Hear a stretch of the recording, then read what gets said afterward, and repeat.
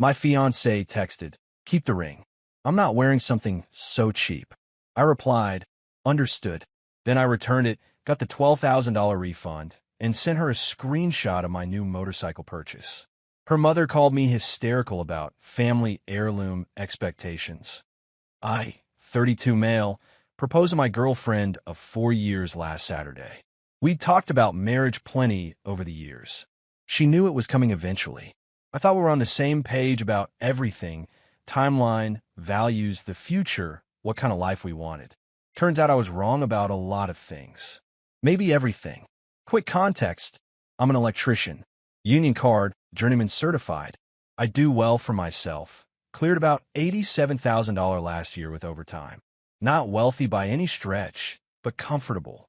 I own my truck outright, rent a decent apartment, have solid benefits. And I've been saving specifically for an engagement ring for the past 18 months. I wanted to do this right. I spent $12,400 on that ring. Princess cut diamond, 1.2 carats, excellent clarity, platinum band. I did research. Went to 4 different jewelers over 3 months. Asked questions. Learned about the 4 C's. Picked something classic and beautiful that I thought she'd love based on what she'd pointed out in magazines and store windows over the years. The jeweler told me it was an excellent choice for the budget. I was proud of it. The proposal itself went fine. Great, even. Nice dinner at a restaurant she'd been wanting to try for months. Got down on one knee between dessert and coffee. She said yes. Happy tears. The whole table next to us clapped. She posted the ring on Instagram within 20 minutes with a caption about forever starting now. I thought everything was perfect. Then Monday happened. I was at work, just finished pulling wire through a drop ceiling in a commercial build when my phone buzzed. Her message: "We need to talk about the ring." I figured maybe she wanted to get it resized or something. Didn't think much of it. Called her on my lunch break while sitting in my truck eating a cold sandwich. That's when things went sideways fast. I showed it to my mom and my sister this morning, she said, and something in her voice already sounded off.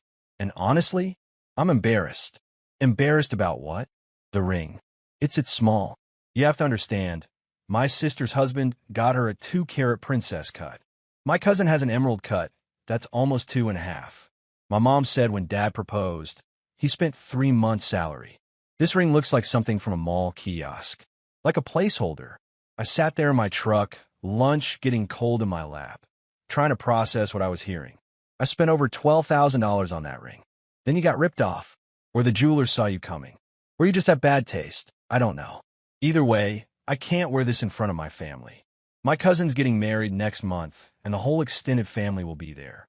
I'm not showing up with this on my finger while everyone else has actual engagement rings. I didn't say anything for probably 15 seconds. Couldn't think of what to say. "Look," she continued, filling the silence, "it's not a big deal. My mom knows a guy who does custom jewelry. Estate pieces. Real quality stuff, not chain store garbage. We should return this one and put the money towards something better. I'll cover the difference if we need to go higher. We can make this work. You want me to return the ring I proposed to you with? The ring you said yes to. The ring you posted on Instagram 2 days ago. I want us to have something I'm not ashamed of. Is that really so wrong? I have to wear this thing for the rest of my life. Shouldn't I love it?" I told her I needed to think about it, and hung up. Spent the rest of my shift barely able to focus on the job. One of my coworkers asked if I was okay, and I couldn't even answer him. When I got home that evening, she wasn't there. Apparently, she was at her mother's house discussing options and looking at settings. That night, around 9 p.m., she sent me the text that ended everything. "Keep the ring. I'm not wearing something so cheap. It says everything about how you see me and our future. When you're ready to be serious about us, when you're ready to actually show me you value me enough to do this right, we can talk. But I'm not walking around with a constant reminder that my fiancé couldn't be bothered to do the bare minimum." I read it 3 times. Let it sink in. Then I replied with one word: "Understood."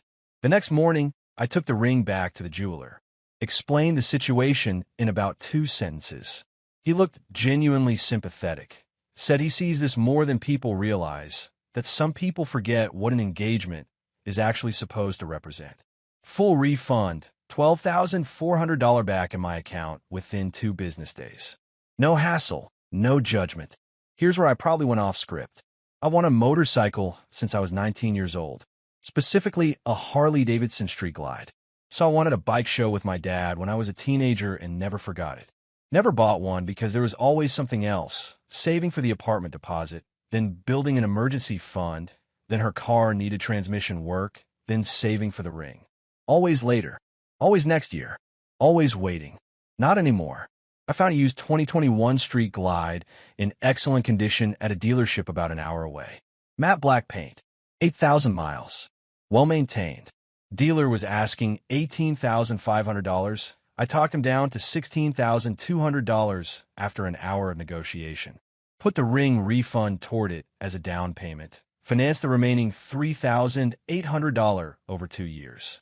Rode it home that same afternoon. The whole drive back, I felt something I hadn't felt in years. Hard to describe. Freedom, maybe, or relief, or both. And yeah, I'll admit it. I took a photo of the bike in my parking spot, screenshot of the purchase receipt, clearly showing $12,400 as the down payment, and sent both to my now ex-fiancée with the caption, "Thanks for the push. Always wanted one of these." She didn't respond for 6 hours. Then my phone exploded. Her mother called me 17 times between 6 p.m. and midnight. 17. Left voicemails ranging from, "How dare you do this to her," to "You've humiliated this entire family," to threats about making sure everyone knows what kind of person you really are. Apparently, there was some expectation that the ring I bought, the one her daughter rejected, would eventually become a family treasure. Something to display. Something to pass down to daughters and granddaughters. Her mother had been telling relatives and friends about the engagement for days, and now had to explain why there was suddenly no ring and no wedding. My ex finally texted around midnight. "You're actually insane. You bought a motorcycle? With MY ring money. I can't believe I wasted 4 years on someone this selfish and petty." I responded, "It was never your ring. You made that very clear when you called it cheap and embarrassing and refused to wear it. I just reallocated the investment." She called me emotionally abusive, financially manipulative, and vindictive. Said I was punishing her for having standards and trying to humiliate her. I stopped responding after that. Nothing left to say. It's been 5 days. I've gotten texts from her sister calling me petty and cruel and suggesting I need therapy for whatever is broken inside you. Her father sent me one message that just said disappointed. "In you, son. Thought you were better than this." That one actually stung. I genuinely liked her dad. He's a quiet guy, salt-of-the-earth type, and I respected him. But here's the thing. I'm not sorry. For years together. 4 years of holidays and family dinners, and talking about our future. And she looked at something I saved for, researched for months, carefully chose with love, and told me it embarrassed her. In front of her mother. Then demanded I return it, and buy something that would meet her family's approval. That's not partnership. That's an audition I didn't know I was taking. So now I have a motorcycle I've wanted for 13 years and no fiancé. Some people would call that a loss. I'm starting to think it might be the best trade I ever made. Update 1, Day 8. All right, things have escalated significantly, and I need somewhere to vent because my buddies are tired of hearing about it, and I'm tired of thinking about it, but can't seem to stop. First, thanks everyone for the support on the original post. Genuinely helped to know I wasn't crazy. Some people asked if maybe I was being too harsh, if maybe I should have had a longer conversation, try to work things out. I thought about that. Lost sleep over it. Then Day 6 happened, and any doubts evaporated. Day 6, her mother showed up at my apartment complex. Unannounced. Just standing in my door when I opened it after hearing the knock, arms crossed, designer handbag over her shoulder, face set in this expression like she was there to conduct a performance review. "We need to discuss how you're going to fix this situation," she said. Not asked. Told. Like it was already decided, and I just needed to be informed. "There's nothing to fix," I said. "Your daughter and I aren't together anymore. Because you threw a tantrum? Over some constructive feedback? She was trying to help you make a better choice. That's what loving partners do. They help each other improve." She called a $12,000 ring cheap and embarrassing. So it looked like it came from a mall kiosk. That it said everything about how I see her. That's not constructive anything. The ring was substandard. For someone in our family. for what this occasion represents. She actually looked at me like I was slow. Do you have any idea what my husband spent on my engagement ring? In $1989. I genuinely, sincerely don't care. $32,000. Because he understood what a woman of my background deserves. What a family like ours expects. That ring was supposed to become part of our family's legacy. Something to pass down. Something my granddaughters would wear someday. And you destroyed that possibility because your ego couldn't handle some honest feedback.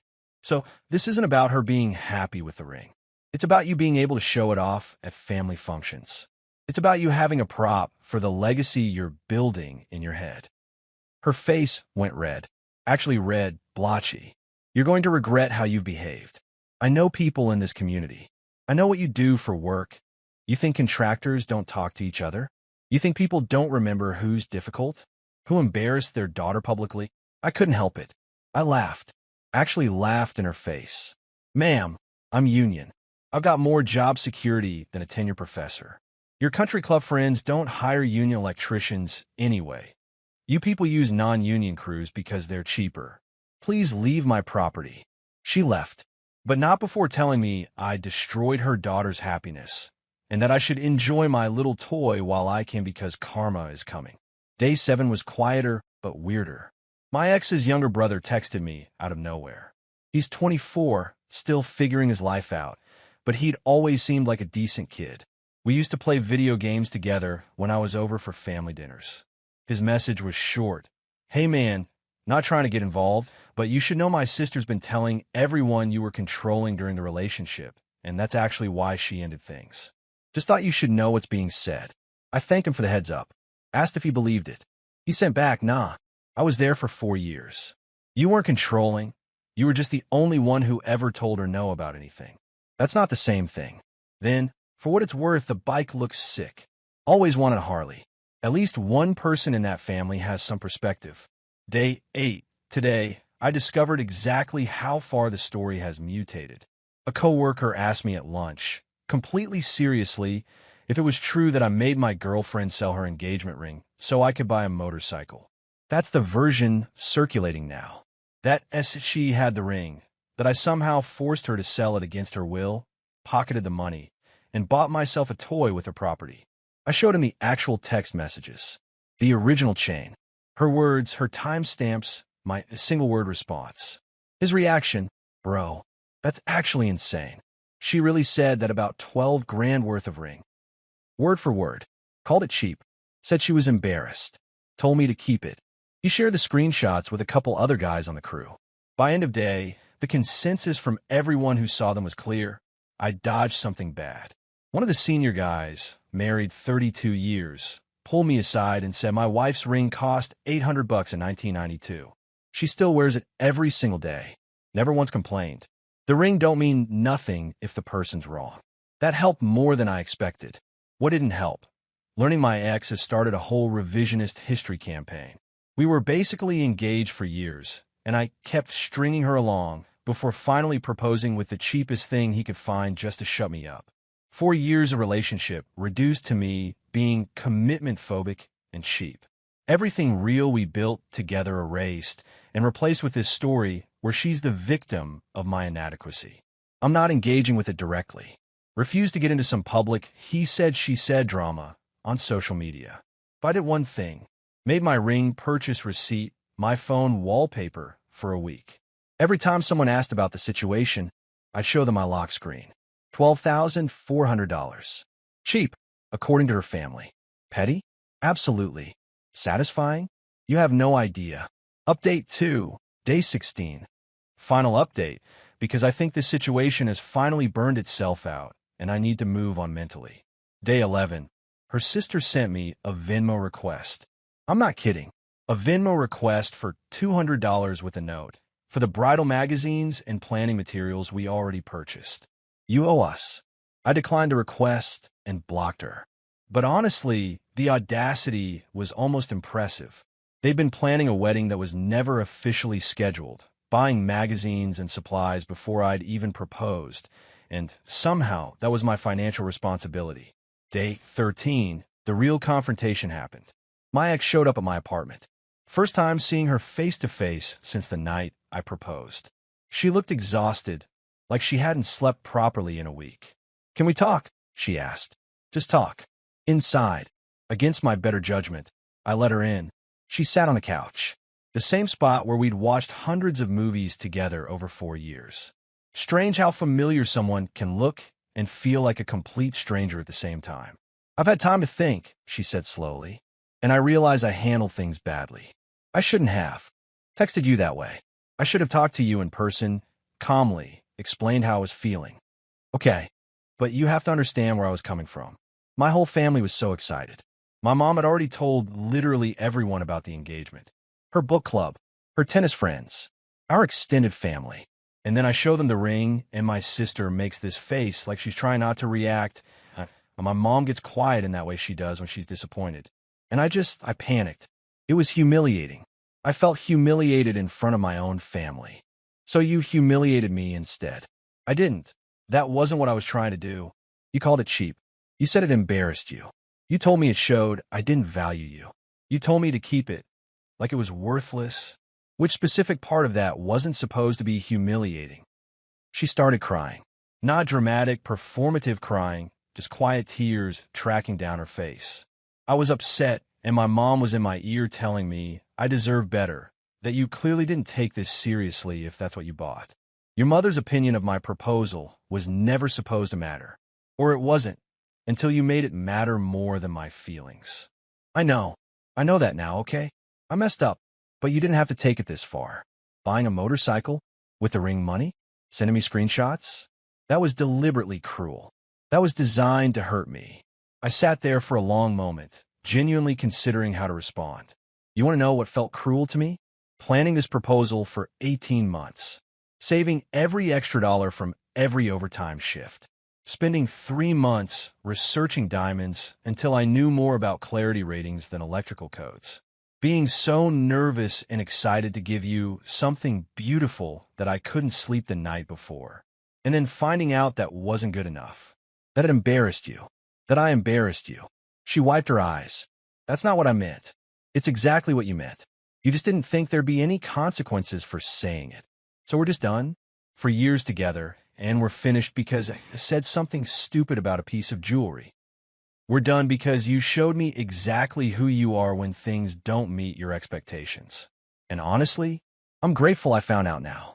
Before a wedding, before a mortgage, before kids, before I spent the rest of my life trying to meet standards your family sets that I'll never reach."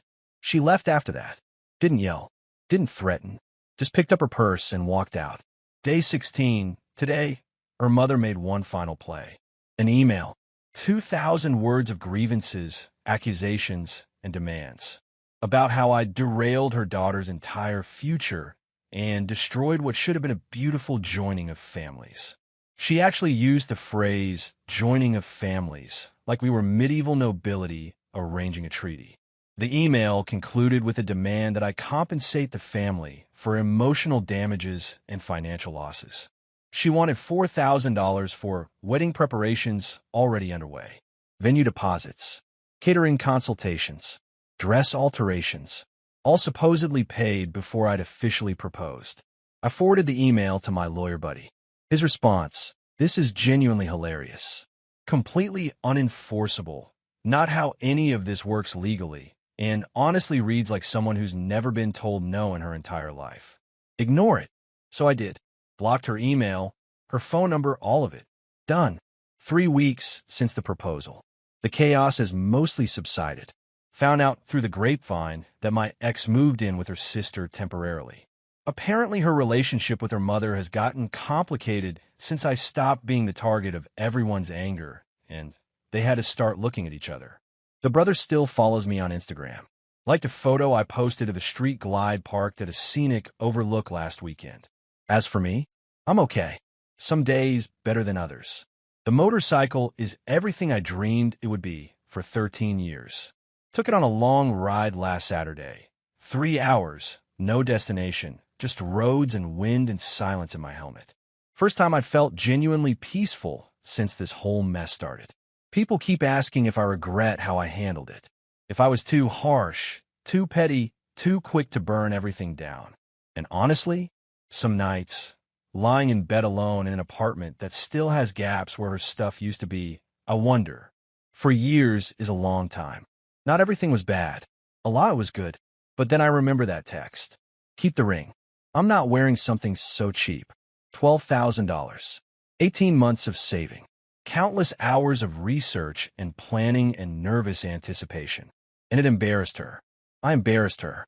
Not good enough for her family's expectations. That's not love. That's a transaction I failed to complete correctly. So yeah, I bought a motorcycle I've wanted since I was a teenager. An apartment that's too quiet. And a pretty clear understanding of what I actually meant to someone I would have spent my life with. Some people call that a loss. Maybe it is. But I'd rather have a hard truth than a comfortable lie any day. Thanks for reading, everyone. Take care of yourselves.